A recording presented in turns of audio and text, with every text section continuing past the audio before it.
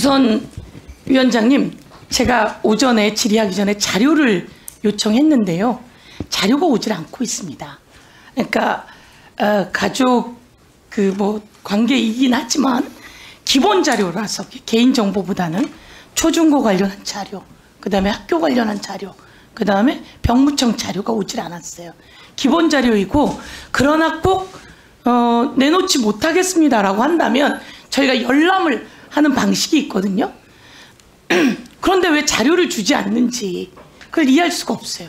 한번 말씀해 주십시오. 예, 우선 질의하시고 이제 곧 정의할 텐데 그때 그 간사분들하고 상의를 한번 해보겠습니다. 예, 그러면 후보자께서 어떻든 자료를 이야기해서 사정이 있으면 사정을 얘기한다든지 이렇게 해야 되지 않겠습니까? 근데 자료가 오질 않으니까 그 부분 확실하게 좀 답변을 해주시면 좋겠어요.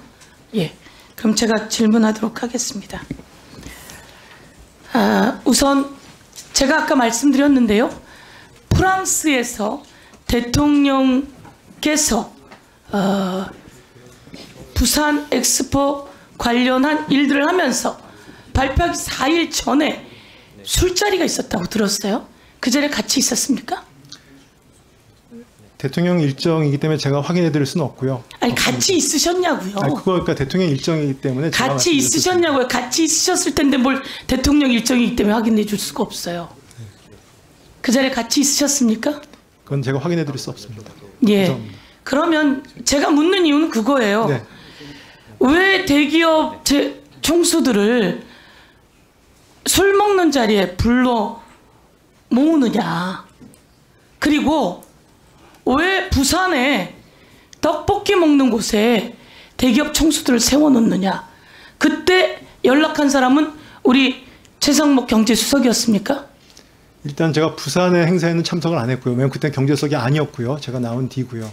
그 다음에 지금 제가 이해하기로는 아까 말씀드린 것처럼 그러니까 엑스포 유치위원회 위원들이 기업의 회장들이 많이 있습니다. 그래서 엑스포 유치위원회 위원회 자격으로 그분들이 모였다고 저는 이해하고 있고요. 그 다음에 아까 엑스포 유치위원회 네. 위원 자격으로 밤늦게 그렇게 모이는 게 돼요, 안 돼요? 그리고 아까 그게 적절합니까, 안 적절합니까? 저는 아까 프랑스 말씀하셨는데 대통령실에서 입장을 낸 걸 보니까 그건 술자리가 아니고 본인이 거기 참석하신 것 같은데 저녁 자리라고 얘기를 제가 드리는 말씀 이런 거예요.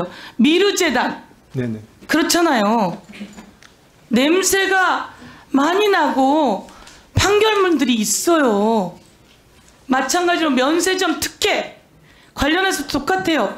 롯데가 있었고 이런 기업들의 기금을 모으고 이런 중심에 우리 최상목 당시 관계자가 있었어요. 후보자가. 그런데 또 왜 프랑스에서 대통령을 수행한 게 14번이라고 들었어요. 그 자료도 달라 그러는데 안 준다는 거예요. 그런데 왜 대기업들을 자꾸 불러서 정경유착 문제가 커요. 기업들이 일해야 돼요. 그런데 내가 이거 하나 물어볼게요.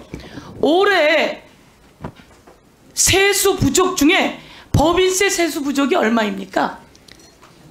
기업들의 이익이 줄어서 나온 것이 상당 부분 된다고 알고 있습니다. 기업들의 이익이 줄어서 난 세수 부족이 얼마예요? 한 25조예요. 네, 제가 보기에는 알고 답변을 애매하게 하시는 건지 아니면 이런 정도는 답변이 탁탁 나와야 되는 거 아니겠어요? 네, 유의하겠습니다. 그렇잖아요. 우리가 문제 제기를 하지만 이거는 잘하라고 하는 채찍인데 네, 알고 있습니다. 여기에 답변이 명쾌하지 않다면 저 후보자는 정확하게 경제를 보고 있나? 의심을 하지 않을 수가 없어요. 네. 그리고 아픈 건 아픈 것대로 해야 극복이 될 거 아니에요. 네, 맞습니다. 경제가 최악이에요. 가장 많은 피해를 보는 사람들은 서민과 소상공인들과 중소기업과 지금은 말씀처럼 대기업들이에요. 대기업의 법인세 부족이 25조예요. 그런데 대기업의 법인세를 깎아주기로 했죠. 그 대기업이 법인세를 깎아주는 적용은 벌써 올해 한 거예요? 내년부터예요? 그럼 내년부터 네. 적용인데 법인세가 더 적어진다는 얘기 아닙니까? 그렇죠? 그래서 이건 아닙니다. 정경유착의 냄새가 아주 많이 나요. 왜 대통령이 부산의 엑스포에 대기업 총수들 데리고 다녔는데 그게 잘된 일이에요? 다 잘못됐다고 이야기해요. 다 잘못됐다고. 제가 이거 이렇게 가지고 왔어요. 사진. 이거 보면 엑스포 결과가 119대 29예요. 이거 예측하고 계셨었어요? 경제수석 시절이죠? 네. 예측하고 있었습니까?